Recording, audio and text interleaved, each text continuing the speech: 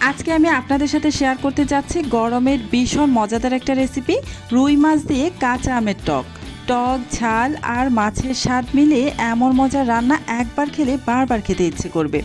খুব সহজ উপায়ে ঘরোয়া স্টাইলে তৈরি করেছি, তাই ভিডিওটা শেষ পর্যন্ত দেখুন। প্রথমে এই যে এখানে নিয়ে নিয়েছি সিদ্ধ আলু। দেশি যে ছোট আলুটা আছে সেটা সিদ্ধ করে খোসা ছাড়িয়ে তারপর সামান্য একটু ফাটিয়ে নিয়েছি আলুগুলোকে। এখান থেকে আমি 4-5টি আলু আলাদা করে রেখে দিচ্ছি, সেটা আমি ভিডিও লাস্ট পর্যায়ে ব্যবহার করব।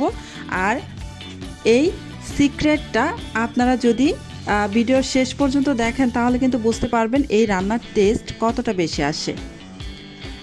এবার এখানে কিছু রুই মাছ দিয়ে দিয়েছি আর এখানে দিয়ে দিচ্ছি পেঁয়াজের পেস্ট।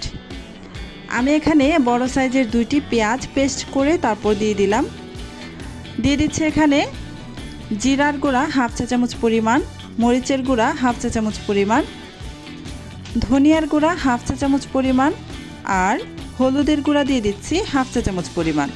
এখন দিয়ে দিব স্বাদ অনুযায়ী লবণ। আমি রুই মাছ দিয়ে করছি, আপনারা চাইলে কিন্তু অন্যান্য মাছ দিয়েও এই রান্নাটা করতে পারেন। এবার এখানে কিছুটা পানি দিয়ে দিচ্ছি, দিয়ে সমস্ত কিছু একসাথে একটু নেড়ে মিশিয়ে নিব।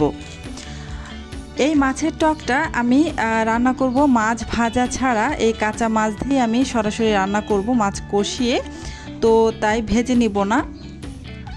এবার চলে আসলাম চুলায় একটা আমি পাতিল বসিয়ে দিয়েছি। এখানে আমি পর্যাপ্ত পরিমাণে সয়াবিন তেল দিয়ে দিলাম।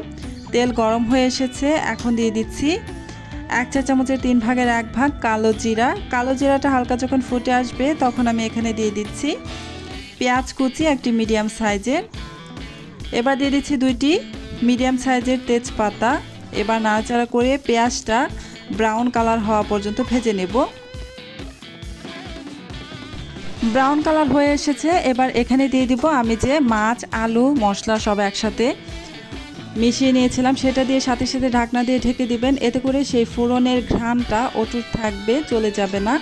আর এই যে এই পাত্রটাই সামান্য একটু ধুয়ে পানি দিয়ে দিলাম।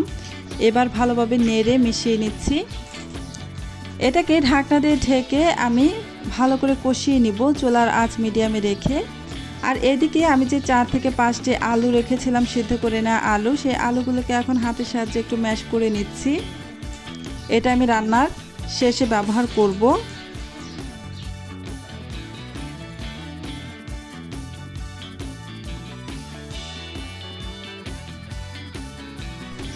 এই তো কষানো হয়ে গিয়েছে। এবার এখানে আমি পর্যাপ্ত পরিমাণে ঝোলের জন্য পানি দিয়ে দিব।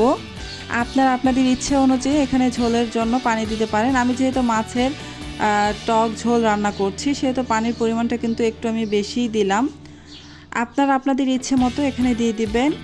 আর এই যে আমি আলুগুলো যে ম্যাশ করে রেখেছিলাম, সেখানে এই কিছুটা ঝোল নিয়ে তারপর এই আলুগুলোকে ঝোলের সাথে মিশিয়ে নিচ্ছি।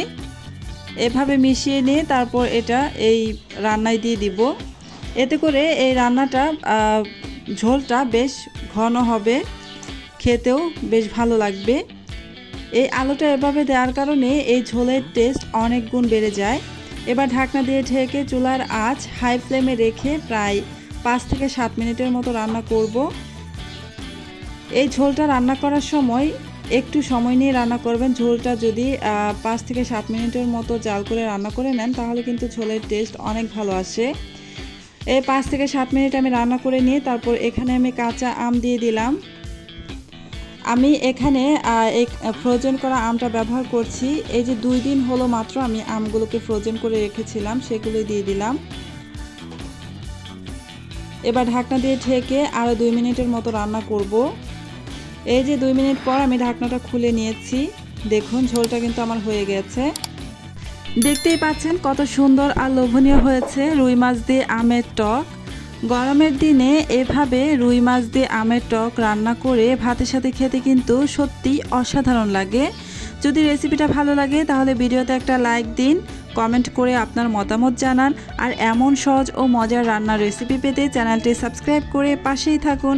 আজকের মতো এখানেই শেষ করছি। আবারও চলে আসবো অন্য কোনো দিন নতুন আরও একটি রেসিপি নিয়ে। আল্লাহ হাফেজ।